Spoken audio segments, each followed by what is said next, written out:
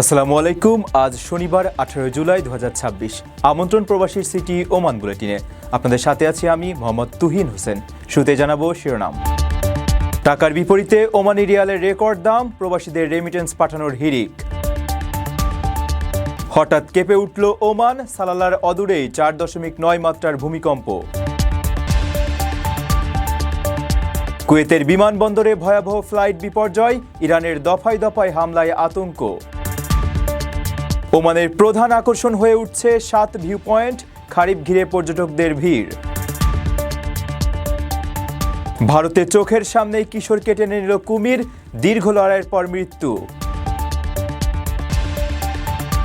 কুয়েতে অবৈধ প্রবাসীদের বিরুদ্ধে সাঁড়াশি অভিযান, ঝুঁকিতে হাজারো বাংলাদেশি।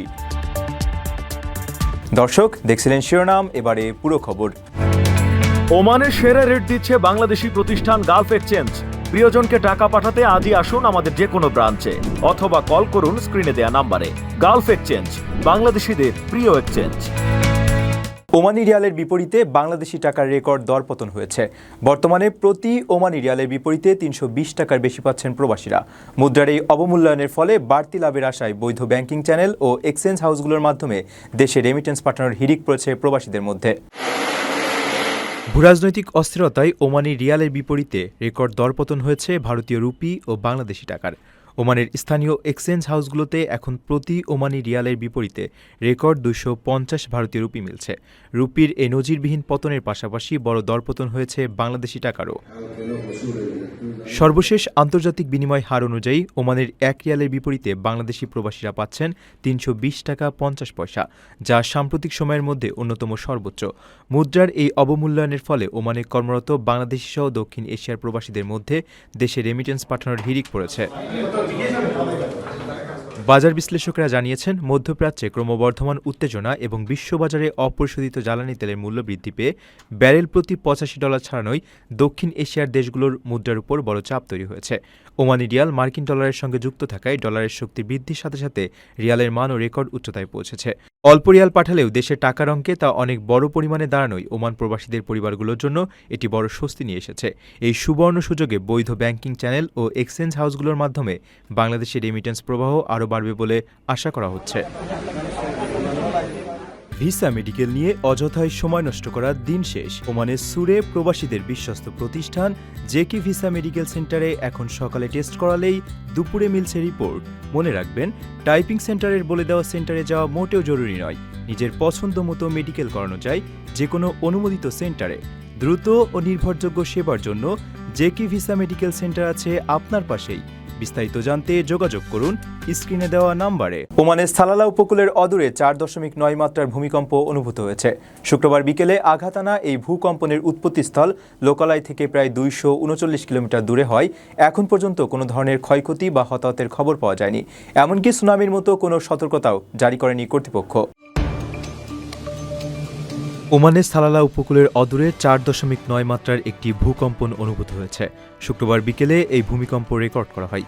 কেন্দ্রস্থল লোকালয় থেকে বেশ দূরে হয়। এখন পর্যন্ত কোনো ধরনের ক্ষয়ক্ষতি বা হতাহতের খবর পাওয়া যায়নি। সুলতান কাবুস ইউনিভার্সিটির ভূমিকম্প পর্যবেক্ষণ কেন্দ্র এক বিবৃতিতে জানিয়েছে, শুক্রবার স্থানীয় সময় বিকেল 4:01 এই ভূমিকম্প আঘাত হানে। এর কেন্দ্রস্থল ছিল ওমানের সালালা থেকে প্রায় 239 কিলোমিটার দক্ষিণে আরব সাগরের তলদেশে। ভূপৃষ্ঠ থেকে প্রায় 10 কিলোমিটার গভীরে এই ভূকম্পনের উৎপত্তি হয়। সাধারণত এ ধরনের মাঝারি মাত্রার ভূমিকম্প সমুদ্রে সৃষ্টি হলে উপকূলের উঁচু ভবনগুলোতে মৃদু কম্পন অনুভূত হতে পারে। তবে উৎপত্তিস্থল জনবসতি থেকে অনেক দূরে থাকায় এটি থেকে বিপদের কোনো আশঙ্কা নেই বলে জানিয়েছে কর্তৃপক্ষ। এছাড়া সুনামির মতো কোনো সতর্কবার্তাও দেওয়া হয়নি। সামগ্রিকভাবে ওমানের মূল ভূখণ্ডে ভূমিকম্পের ঝুঁকি মাঝারি স্তরের হলেও দেশটির উত্তর উপকূলের কাছাকাছি থাকা ইরানের ফল্ট লাইনের কারণে পরোক্ষ ঝুঁকি থেকে যায়। এই সম্ভাব্য ঝুঁকিগুলো মোকাবেলা এবং যে কোনো পরিস্থিতিতে দ্রুত ব্যবস্থা নেওয়ার জন্য সুলতান কাবুস ইউনিভার্সিটির অধীনে ওমান জুড়ে 20টি আধুনিক স্টেশন বসানো হয়েছে, যার মাধ্যমে সার্বক্ষণিক ভূমিকম্পন পরিস্থিতি পর্যবেক্ষণ করা হয়ে থাকে। নিজের একটি স্বপ্নের ফ্ল্যাট এখন আর স্বপ্ন নয়। প্রবাসীর সিটিতে শুরু হয়েছে 6 বছর মেয়াদী সহজ কিস্তিতে ফ্ল্যাট কেনার দারুণ সুযোগ। এক ঠিকানায় আধুনিক জীবনযাপনের সব সুবিধা, নিরাপদ, পরিকল্পিত ও বিদেশের মতো স্মার্ট পরিবেশ। আজই বুকিং করুন আপনার পছন্দের ফ্ল্যাট আর গড়ে তুলুন নিজের স্থায়ী ঠিকানা। বিস্তারিত জানতে কল করুন স্ক্রিনে দেওয়া নাম্বারে। ইরানের মুহুর্মুহু ড্রোন ও ক্ষেপণাস্ত্র হামলার জেরে চরম আতঙ্ক ছড়িয়ে পড়েছে কুয়েতে। পরিস্থিতি সামাল দিতে কুয়েত আন্তর্জাতিক বিমানবন্দরে বিমানের উড্ডয়ন ও অবতরণ কার্যক্রম সাময়িকভাবে স্থগিত করা হয়। আকাশ প্রতিরক্ষা ব্যবস্থা সক্রিয় থাকায় ফ্লাইট সূচিতে এই ভয়াবহ বিপর্যয় দেখা দিয়েছে, যার ফলে যাত্রীদের ফ্লাইটের সর্বশেষ তথ্যের প্রতি নজর রাখার অনুরোধ জানিয়েছে কুয়েত এয়ারওয়েজ। কুয়েতে একদিনে অন্তত 4 বার হামলা চালিয়েছে ইরান। এতে কুয়েত আন্তর্জাতিক বিমানবন্দরে ফ্লাইট শিডিউলে ভয়াবহ বিপর্যয় দেখা দিয়েছে। আল জাজিরার প্রতিবেদনে বলা হয়েছে, শনিবার সকালে কুয়েত এয়ারওয়েজ যাত্রীদের জানিয়েছে, ইরানের সাম্প্রতিক হামলার পরিপ্রেক্ষিতে কুয়েত আন্তর্জাতিক বিমানবন্দরে বিমান উড্ডয়ন ও অবতরণ কার্যক্রম সাময়িকভাবে স্থগিত করা হয়েছে। এর আগে প্রতিষ্ঠানটি এক্সে দেওয়া এক পোস্টে জানায়, আকাশপথ বন্ধ থাকার কারণে বেশিরভাগ ফ্লাইটের সময়সূচি পরিবর্তন করা হয়েছে। সংস্থাটি সব যাত্রীকে তাদের ফ্লাইটের সর্বশেষ তথ্যের প্রতি নজর রাখতে অনুরোধ করেছে, কারণ যে কোনো হালনাগাদ তথ্য জানাতে বুকিংয়ের সময় নিবন্ধিত ফোন নম্বরে বিজ্ঞপ্তি ও টেক্সট বার্তা পাঠানো হবে। কুয়েতের সেনাবাহিনী এক বিবৃতিতে বলেছে, তাদের বিমান প্রতিরক্ষা ব্যবস্থা বর্তমানে ইরানের ক্ষেপণাস্ত্র ও ড্রোন হামলা প্রতিহত করছে। বিবৃতিতে আরও বলা হয়েছে, সেনাবাহিনীর জেনারেল স্টাফ জনগণকে বিস্ফোরণের শব্দ নিয়ে আতঙ্কিত না হওয়ার আহ্বান জানিয়েছেন। মূলত আকাশ প্রতিরক্ষা ব্যবস্থা ক্ষেপণাস্ত্র ও ড্রোন প্রতিহত করার সময় এসব বিস্ফোরণের শব্দ শোনা যাচ্ছে। অন্যদিকে যুক্তরাষ্ট্রকে অবিলম্বে বিমান অভিযান বন্ধের আহ্বান জানিয়েছে ইরান। দেশটির কর্মকর্তারা জানিয়েছেন, মার্কিন বাহিনী যদি হামলা অব্যাহত রাখে তাহলে ইরান পূর্ণমাত্রায় যুদ্ধে নামতে বাধ্য হবে। প্রধান আকর্ষণে পরিণত হয়েছে। প্রায় 1000 মিটার উচ্চতায় নির্মিত কাচের মেঝেযুক্ত এই প্ল্যাটফর্ম দর্শনার্থীদের দারুণ রোমাঞ্চকর অভিজ্ঞতা দিচ্ছে। বিশেষ করে খারিফ মৌসুমে এখানে ভ্রমণ পিপাসুদের উপচে পড়া ভিড় লক্ষ্য করা যাচ্ছে। ওমানের ধোপারে অবস্থিত প্রখ্যাত 7 ভিউ পয়েন্ট ভ্রমণ পিপাসুদের জন্য নতুন আকর্ষণ হয়ে উঠেছে। পাহাড়ের চূড়া থেকে আরব সাগরের বিশাল জলরাশি আর মেঘের লুকোচুরির এক অপূর্ব মিতালি দেখার জন্য এই স্থানটি বর্তমানে পর্যটকদের প্রধান গন্তব্যে পরিণত হয়েছে। প্রায় 1000 মিটার উচ্চতায় অবস্থিত এই ভিউ পয়েন্টটি বিশ্বের অন্যতম সর্বোচ্চ প্রাকৃতিক পর্যবেক্ষণ কেন্দ্র হিসেবে বিবেচিত হয়। পর্যটকদের অভিজ্ঞতাকে আরও রোমাঞ্চকর করতে এখানে সম্প্রতি কাচের মেঝেযুক্ত ব্রিজ প্ল্যাটফর্ম যুক্ত করা হয়েছে। পাহাড়ের খাড়া ঢালের উপর নির্মিত এই কাচের পথ দিয়ে হাঁটার সময় সাগরের গভীরতা দেখার শিহরণ জাগানো অভিজ্ঞতা পাওয়া যায়। ভিউ পয়েন্ট এলাকায় যাতায়াতের রাস্তাগুলো পাহাড়ের আঁকাবাঁকা পথ পাড়ি দিয়ে যেতে হয়, যা ভ্রমণকারীদের জন্য বাড়তি পাওনা। 7 ভিউ পয়েন্ট ভ্রমণের জন্য ভোরবেলা বা বিকেলের সময়টিকে সবচেয়ে উপযুক্ত বলে মনে করা হয়, কারণ এই সময়ে এখানকার আলোর খেলায় পাহাড় ও সাগরের দৃশ্য সবচেয়ে বেশি উজ্জ্বল ও মোহনীয় হয়ে ওঠে। সব মিলিয়ে ওমানের ধোপার অঞ্চলে প্রাকৃতিক সৌন্দর্য ও আধুনিক পর্যটন কাঠামোর এক অসাধারণ মেলবন্ধন ঘটেছে এই 7 ভিউ পয়েন্টে। ভারতের উত্তরপ্রদেশে কাজ শেষে হাত পা ধোয়ার সময় 12 বছর বয়সী এক কিশোরকে চোখের সামনে টেনে নিয়ে গেছে একটি বিশাল কুমির। কিশোরকে বাঁচাতে তার কাকা ও স্থানীয়রা দীর্ঘক্ষণ লড়াই করলেও শেষ পর্যন্ত কুমিরটি তাকে নদীর গভীরে নিয়ে যায়। দীর্ঘ 5 ঘন্টা পর নদী থেকে ওই কিশোরের ক্ষতবিক্ষত মরদেহ উদ্ধার করা হয়। ধান খেতে কাজ শেষে হাত পা ধোয়ার সময় কুমিরের কবলে পড়ে প্রাণ হারালো 12 বছর বয়সী এক কিশোর। দীর্ঘ সময় বেঁচে থাকার লড়াই করেও কুমিরের শক্তির কাছে হার মানতে হয় তাকে। আশেপাশের গ্রামবাসীরা ইট পাথর ছুঁড়ে কুমিরটিকে তাড়ানোর চেষ্টা করলেও তা ব্যর্থ হয়।